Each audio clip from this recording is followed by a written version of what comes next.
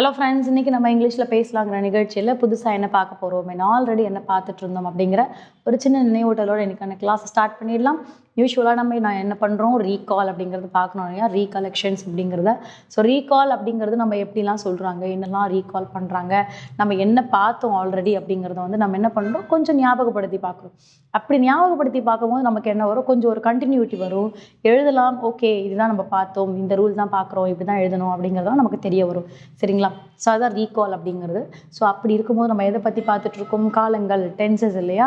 So டென்சஸ்லேயே நமக்கு எப்படி இருக்குது, நிகழ்காலம், எதிர்காலம், இறந்த காலம், அந்த மாதிரி 3 வகையான டென்சஸ் இருக்குது. ஸோ 3 மட்டும் சொல்ல முடியாது. த பேஸ் ஆஃப் ஃபவுண்டேஷன் இந்த 3 டென்சஸ் வச்சுட்டு ரெஸ்ட் ஆஃப் டென்சஸை நம்ம என்ன பண்ணுறோம், மேக் பண்ணுறோம். அதாவது ப்ரெசண்ட்டு, பர்ஃபெக்ட் அதாவது கண்டினியூஸ், பர்ஃபெக்ட் கண்டினியூஸ், அந்த மாதிரி நம்ம ஃப்ரேம் பண்ணி கொண்டு வந்துட்ருக்கோம். சரிங்களா? ஸோ அப்படி இருக்கும்போது ஒரு டென்ஸ் அமைக்கிறீங்க அப்படின்னா அந்த டென்ஸுக்கு என்ன வேணும், ஒரு சர்டன் ரூல் வேணும். ஸோ நான் ஆல்ரெடி சொன்னது தான், ஒரு ரூல் தெரிஞ்சால் போதுமா மேம், கிராமரில் நம்ம ரொம்ப ஸ்ட்ராங்களா அப்படின்னு கேட்டிங்கன்னா கண்டிப்பாக நீங்கள் ஸ்ட்ராங் தான், அது இல்லைன்னு சொல்ல முடியாது. பட் ஒரே ஒரு ரூல், அதாவது ஜஸ்ட் ஒரு டிஃப்ரெண்ட் ஆஃப் ரூல் வச்சுட்டு மட்டுமே நம்ம கிராமரில் ஸ்ட்ராங்குன்னு சொல்ல முடியாது. Can be analyse. நம்ம என்ன பண்ணணும், நம்ம அதை அனலைஸ் பண்ணணும்.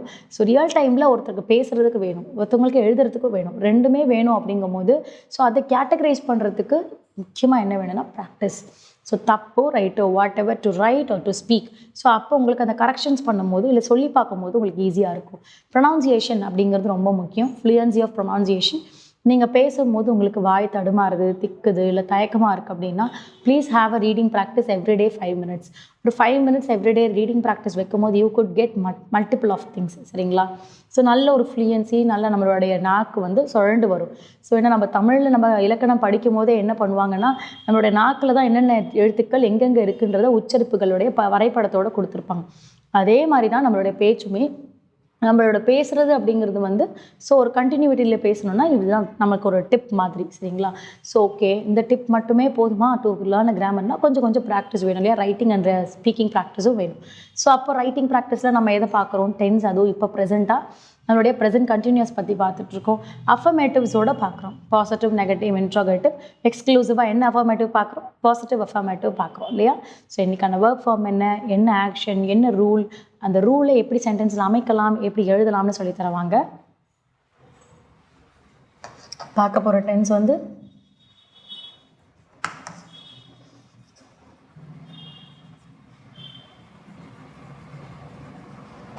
present continuous tense,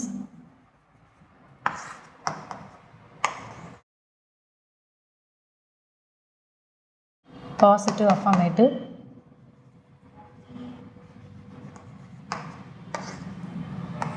என்னெல்லாம் verb form இருக்குன்னு பார்க்கலாம்.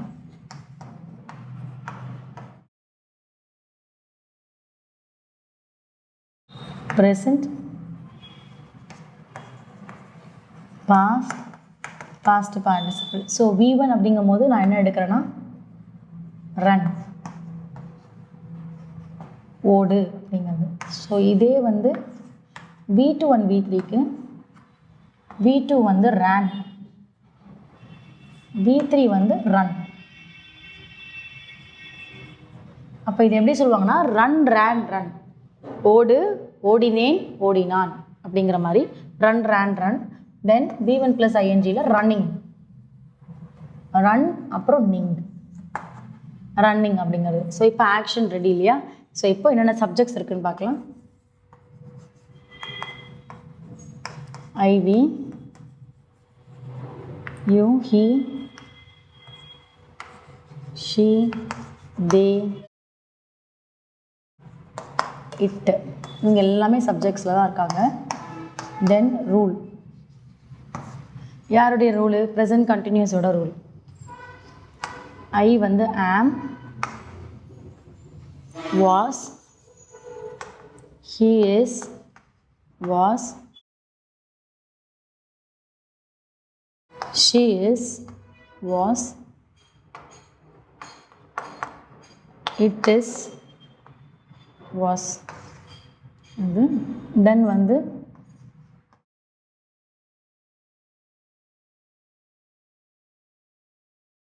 you are, where, they are, where we are where. So இது நமக்கு ஃபஸ்ட்டு என்ன சப்ஜெக்ட்டுக்கு என்னென்ன ஃபார்மேஷன் ப்ரெசண்ட் அண்ட் பாஸ்ட் அப்படின்னு சொல்லியாச்சு. இப்போ சென்டென்ஸ் ஃப்ரேம் பண்ணலாம்.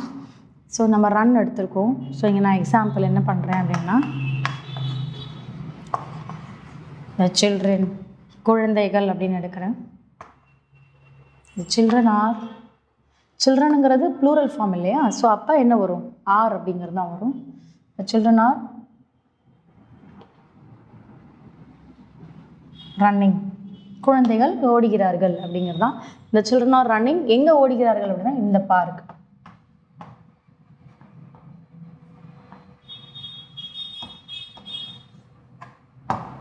ஸோ அப்போ குழந்தைகள் என்ன பண்ணுறாங்க? பார்க்கில் ஓடுறாங்க.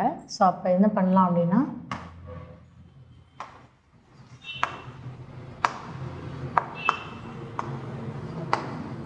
குழந்தைகள்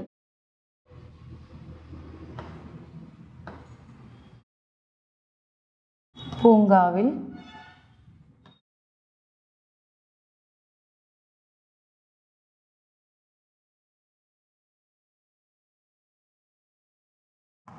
ஓடுகிறார்கள். குழந்தைகள் பூங்காவில் ஓடுகிறார்கள். the children are running in the park அப்படிங்கிறது தான். ஸோ அப்போ இங்கே வந்து சில்ட்ரன் அப்படிங்கிறத நம்ம ப்ளூரல், சிங்குலர்னால் சைல்டு இல்லையா? ஸோ அது ஒன்று இருக்குது. அதே மாதிரி ப்ளூரல்னால் நமக்கு இங்கே யூவா மேம் கேட்டிங்கன்னா இல்லை, வி டே இந்த மாதிரி வரலாம். இருவரை மீன் பண்ணி வரலாம், இல்லை மெனி நிறைய குழந்தைங்களும் வரலாம். சரிங்களா? ஸோ த சில்ட்ரன் அப்படிங்கிறது நம்ம என்ன பண்ணுறோம், ஒரு instead of we and you டேக்கு பதிலாக நம்ம இப்படி எடுக்கலாம். இல்லை ஒரே மாதிரி தான் எழுதணுன்ற அவசியம் கிடையாது. டிஃப்ரெண்ட்டாக எழுதுங்க.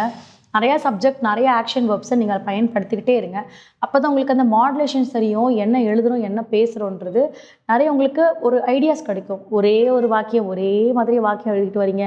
ஒரே சப்ஜெக்டே சிலர் என்ன பண்ணுவாங்கன்னா ஷீன்னு எடுத்துட்டாங்கன்னா ஷீயை வச்சு மட்டுமே எழுதிக்கிட்டே போவாங்க. அதே மாதிரி ஆக்ஷனில் ஒரு ப்ளே அப்படின்னு எடுத்துக்கிட்டோன்னா வெறும் ப்ளேங்கிற வேர்ப் ஃபார்ம் வச்சு மட்டுமே எழுதிக்கிட்டே போவாங்க. ஸோ ஓகே ஃபைன் தான், அதுவும் காமன் தானே, எழுதிட்டு போனான்னா. பட் நீங்கள் டிஃப்ரெண்ட்டாக எழுதும் போது கொஞ்சம் இன்னும் நல்லாயிருக்கும், ஒரு இன்ட்ராக்டிவாக இருக்கும். சரிங்களா? ஸோ இதை பேஸ் பண்ணி இப்போ உங்களுக்காக நான் ரூல் அண்ட் டென்சஸ் எல்லாமே எழுதியிருக்கேன். ஸோ நீங்களுமே இந்த ரூல் அண்ட் டென்ஸ் வச்சுட்டு ஒரு 10 or 20 சென்டென்சஸ் எழுதுங்க. மறக்காமல் பேசி பழகுங்க.